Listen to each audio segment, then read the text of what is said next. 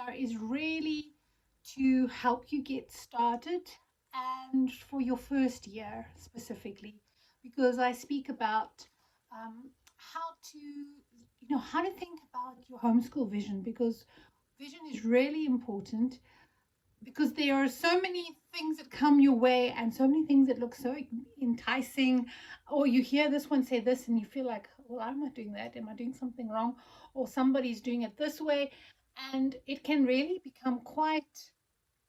confusing and frustrating, and really it can take your emotions on quite a roller coaster if you don't really have a vision for you and your family. And it doesn't have to be a complicated thing. I ask some questions that just help to guide you into thinking about what is my vision for my children. And it's generally not just academic,